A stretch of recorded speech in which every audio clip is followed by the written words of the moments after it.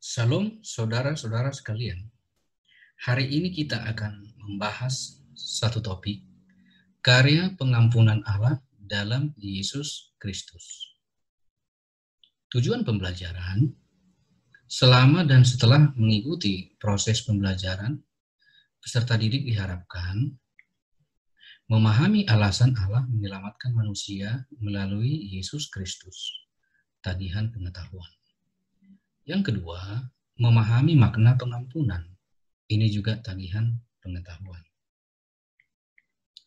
Referensi Alkitab, Yohanes 3 ayat 16 intinya adalah kasih Allah menawarkan pengampunan dan keselamatan pada dunia. Referensi berikutnya adalah Ibrani 9 ayat 11 sampai 28. Intinya, tanpa penumpahan darah yang kudus, maka tidak ada pengampunan dosa. Roma 3 ayat 23. Intinya, semua orang telah berbuat dosa. Roma 6 ayat 23. Kasih Allah menawarkan pengampunan dan keselamatan pada dunia. Pengampunan timbul karena dua elemen penting. Yang pertama adalah ada dosa yang diampuni. Kemudian ada seseorang yang mau mengampuni. Pertanyaannya, mengapa Allah harus mengutus Yesus untuk mengampuni serta menyelamatkan manusia?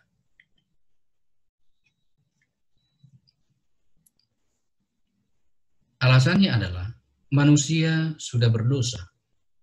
Di Kejadian 2 ayat 17, Roma 3 ayat 23, Roma 6 ayat 23 menunjuk kepada bahwa manusia itu sudah mengalami kematian rohani. Sebagai akibat dosa manusia adalah yang pertama, putusnya hubungan manusia dengan Allah. Yang kedua, malu, takut untuk berjumpa dengan Allah. Yang ketiga, putusnya hubungan antara manusia dan sesama dan alam. Kejadian 3 ayat 11 sampai 13. Yang keempat, dikuasai dan diperbudak oleh dosa. Dan yang keempat dan yang kelima, terkena murka Allah. Itulah sebabnya Tuhan Yesus datang untuk menanggungkan murka Allah atas manusia itu pada dirinya sendiri. Dampaknya adalah manusia beroleh kehidupan kembali, Di dalam perjanjian lama, kita melihat ada prosesi-prosesi yang dilakukan oleh umat Yahudi atau umat Israel. Prosesi upacara kurban.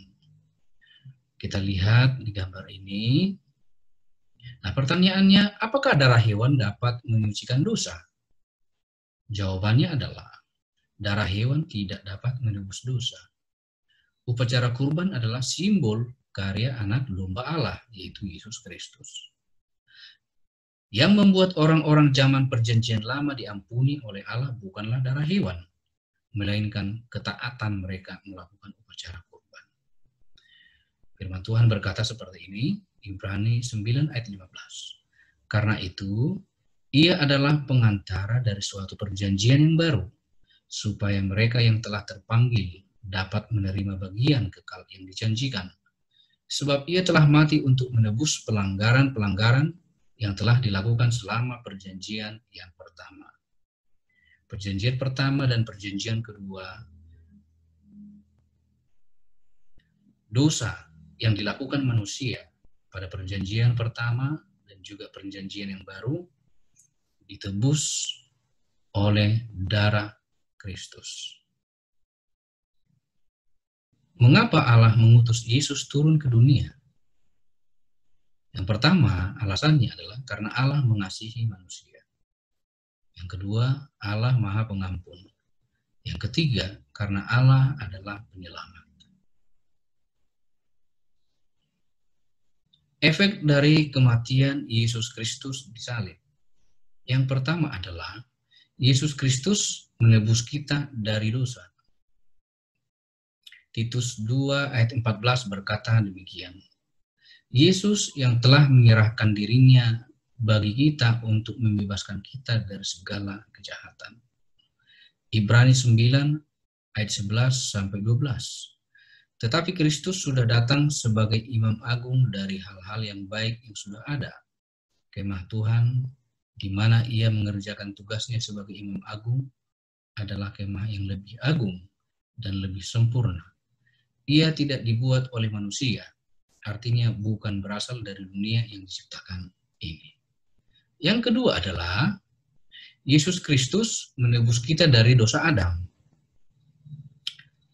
Titus 2 ayat 14 berkata demikian. Yesus yang telah menyerahkan dirinya bagi kita untuk membebaskan kita dari segala kejahatan. Roma 5 ayat 18 sampai 19 berkata demikian. Sebab itu, sama seperti oleh satu pelanggaran Adam, semua orang beroleh penghukuman. Demikian pula oleh satu perbuatan kebenaran, Yesus Kristus, semua orang beroleh pembenaran untuk hidup. Jadi sama seperti oleh ketidaktaatan satu orang, Adam, semua orang telah menjadi orang berdosa. Demikian pula oleh ketaatan satu orang, Yesus, semua orang menjadi orang benar. Yang ketiga adalah Yesus Kristus korban yang sempurna. Ibrani 10 ayat 1-4 berkata demikian. Di dalam hukum Taurat hanya terdapat bayangan saja dari keselamatan yang akan datang, dan bukan hakikat dari keselamatan itu sendiri. Karena itu dengan korban yang sama yang setiap tahun terus-menerus dipersembahkan, hukum Taurat tidak mungkin menyempurnakan mereka yang datang mengambil bagian di dalamnya. Sebab jika hal itu mungkin, pasti orang tidak mempersembahkan korban lagi. Sebab mereka yang melakukan ibadah itu tidak sadar lagi akan dosa setelah disucikan sekali untuk selama-lamanya. Tetapi justru oleh korban-korban itu, setiap tahun orang diperingatkan akan adanya dosa. Sebab tidak mungkin darah lembu jantan atau darah domba jantan menghapus dosa. Wahyu 1 ayat 5 berkata demikian. Dan dari Yesus Kristus, saksi yang setia yang pertama bangkit dari antara orang mati, dan yang berkuasa atas raja-raja bumi ini, bagi Dia yang mengasihi kita dan yang telah melepaskan kita dari dosa kita oleh darahnya. Yang keempat adalah Yesus Kristus memperdamaikan kita dengan Allah. Roma 5 ayat 6-10. Karena waktu kita masih lemah, Kristus telah mati untuk kita, orang durhaka, pada waktu yang ditentukan oleh Allah. Sebab tidak mudah seorang mau mati untuk orang yang benar, tetapi mungkin untuk orang yang baik ada orang yang berani mati. Akan tetapi Allah menunjukkan kasih-Nya kepada kita oleh karena Kristus telah mati untuk kita ketika kita masih berdosa. Lebih-lebih karena kita sekarang telah dibenarkan oleh darah-Nya, kita pasti akan diselamatkan dari murka Allah. Sebab jikalau kita ketika masih seteru diperdamaikan dengan Allah oleh kematian anaknya, lebih-lebih kita yang sekarang telah diperdamaikan pasti akan diselamatkan oleh hidupnya. 1 Petrus 3 ayat 18 berkata demikian, sebab juga Kristus telah mati sekali untuk segala dosa kita. Ia yang benar untuk orang-orang yang tidak benar, supaya ia membawa kita kepada Allah. Ia yang telah dibunuh dalam keadaannya sebagai manusia, tetapi yang telah dibangkitkan menurut Roh. Kita masuk pada kesimpulan. Kesimpulan diambil secara bersama Bapak, Ibu, dan siswa dalam kelas sesuai dengan materi yang sudah disampaikan. Berikut ini ada kesimpulan yang saya buat. Melalui kematiannya, Yesus membebaskan kita dari segala dosa, termasuk dosa Adam, dan memperdamaikan kita dengan Allah. Oleh karenanya, sekarang kita bukan lagi orang berdosa, bukan pula orang asing ataupun musuh dari Allah. Sebaliknya, kita telah diselamatkan, dibenarkan, dikuduskan, dan diperdamaikan dengan Allah.